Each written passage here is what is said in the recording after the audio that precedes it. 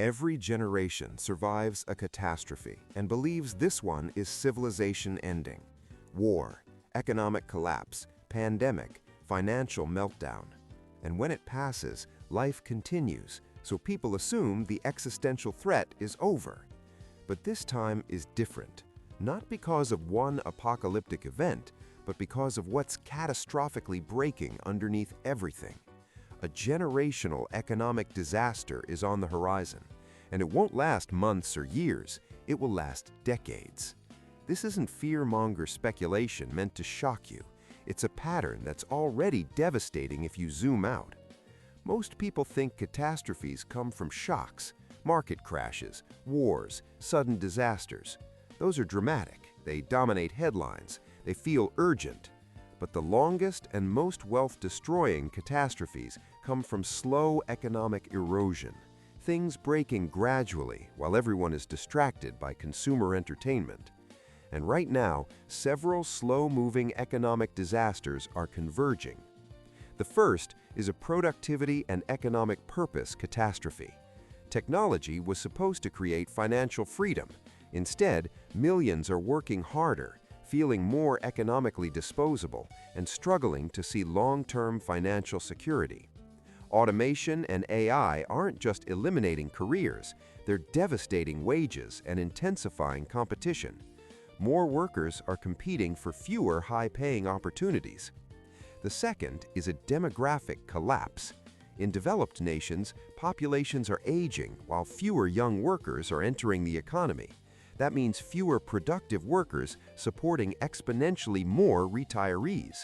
Pension systems are collapsing, healthcare costs are exploding, taxes are skyrocketing, economic growth is stagnating. This isn't speculation, it's mathematical certainty. The third is a debt and financial dependency disaster. Governments, corporations, and households are carrying catastrophically high levels of debt. Debt works when economic growth is robust. When growth stagnates, debt becomes a financial death trap. Servicing it consumes capital that could have been used to build wealth protection. The fourth is an institutional trust collapse. Trust in institutions, media, corporations, and even basic economic systems is disintegrating. When trust evaporates, economic coordination collapses. People stop believing promises. They abandon long-term financial planning. They retreat into desperate short-term survival thinking. And finally, there's a psychological burnout epidemic. Financial anxiety, chronic stress, and constant uncertainty are becoming normalized. When people are mentally devastated, they make catastrophic decisions, financially, socially, economically. An exhausted society is devastatingly easy to destabilize. None of these catastrophes explode overnight. That's why most people ignore them. They don't feel like emergencies. They feel like the new economic reality. And that's exactly what makes them financially lethal. This isn't a single economic storm you survive. It's a climate transformation. The old wealth assumptions, stable high-paying careers, guaranteed retirement security, continuous economic growth, institutions always protecting you, are rapidly becoming obsolete. Not disappeared, just devastatingly unreliable.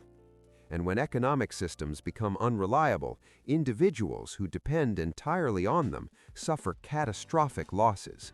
That's the brutal truth. This doesn't mean total collapse is guaranteed. It means economic volatility becomes permanent. Market swings become devastatingly sharper. Financial stability becomes exponentially rarer. Wealth planning becomes impossibly harder. So the real question isn't, will there be a financial crisis? The crisis is already devastating lives. The real question is, who will be positioned for a long era of economic chaos, and who will be financially destroyed by it? Because history reveals something uncomfortable. Long economic catastrophes don't destroy everyone equally. They reward those who adapt aggressively early.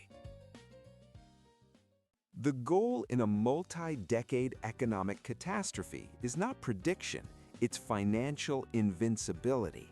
The first pillar of wealth protection is financial cushion. Cushion means emergency capital, minimal fixed expenses, and financial flexibility. It means not requiring perfect economic conditions to survive financially. People without cushion are forced into wealth-destroying choices, remaining in toxic, underpaid jobs, accepting exploitative terms, taking high-risk financial gambles out of desperation. Financial cushion buys time. Time buys superior wealth decisions. The second pillar is income skill adaptability. In a long economic catastrophe, specific high-paying careers appear and vanish. Industries explode and collapse. The people who build wealth are not those with one rigid career identity, but those who can master new skills, pivot aggressively, and remain economically valuable. Skills that transfer, strategic communication, data analysis, complex problem solving, advanced technical literacy, become wealth insurance. Not because they make you a millionaire overnight, but because they keep you highly employable in volatile markets. The third pillar is reduced dependence on single income systems. When everything functions, dependence feels secure. When systems collapse, financial dependence becomes financially lethal. Relying on one income source, one institution, or one career pathway exponentially increases economic risk. Financially resilient people build income optionality, multiple revenue streams, diverse professional networks, transferable skills, multiple wealth-building pathways. Not to abandon society, but to avoid being financially trapped by its collapse. The fourth pillar is psychological financial discipline. Long economic catastrophes reward emotionally stable investors. Panic leads to wealth destruction, reckless investing, conspiratorial thinking, impulsive financial decisions, tribal economic behavior. Emotional stability allows wealth perspective. This doesn't mean ignoring economic reality. It means processing it without financial hysteria. The fifth pillar is long-term wealth thinking in a short-term panic world. When uncertainty skyrockets, most people shrink their financial planning horizon.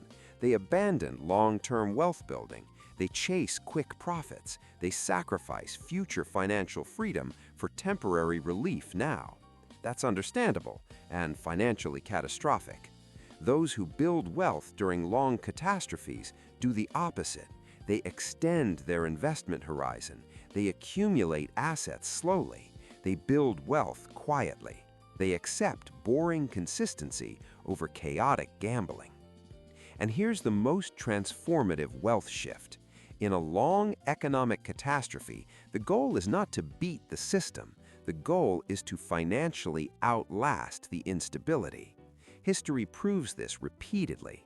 People who maintain financial flexibility, protect against downside risk, and avoid catastrophic money mistakes eventually accumulate massive wealth when conditions stabilize, even if that takes years. This isn't a message of economic doom, it's a message of wealth realism. A multi-decade economic catastrophe doesn't mean prosperity stops. It means wealth becomes more uneven, more unpredictable, more demanding of personal financial responsibility. And that's uncomfortable, but also financially clarifying.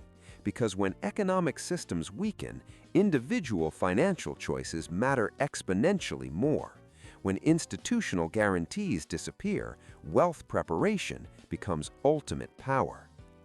You don't need to be paranoid. You don't need to be already wealthy. You don't need to predict market futures perfectly. You need to be financially harder to destroy. The people who suffer catastrophic losses in long economic catastrophes are not those with the smallest salaries, but those with the least financial flexibility.